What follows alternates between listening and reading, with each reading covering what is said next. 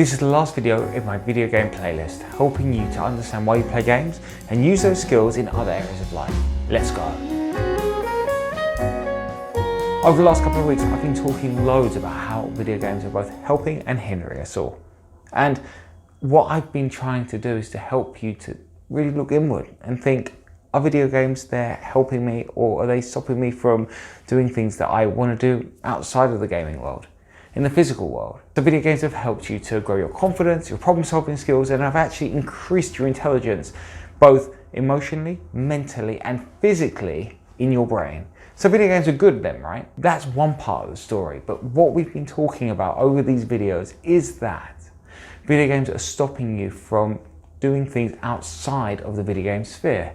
And throughout all my research, looking at TED Talks and other documentaries, reading books, there's a split between our ability to use those skills that we create in video games in the real world, and no one can understand why. Because if we could do that, then everyone would be playing video games all the time, and then we'll be actioning and using those skills to level up in all areas of life.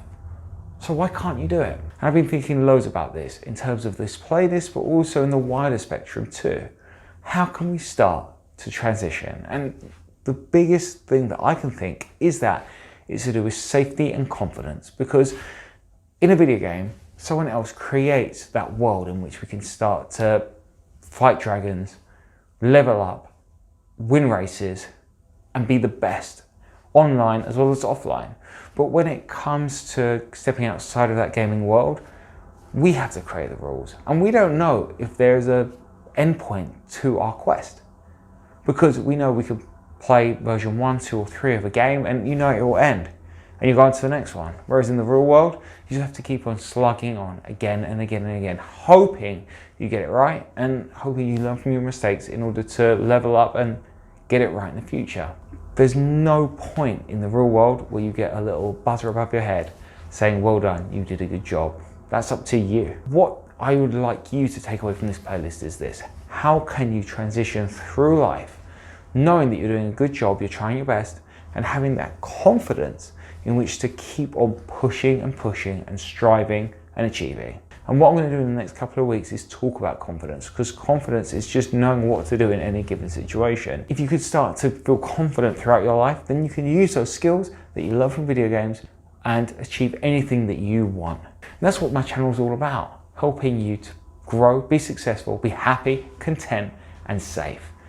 If you can start to position yourself in that way, not just in the outside world, but up here and in here, it means that you're going to know loads more about yourself and know what you want and are more likely to go out and get it. I'm not one of these people that are going to tell you that games are bad for you, because they can be good.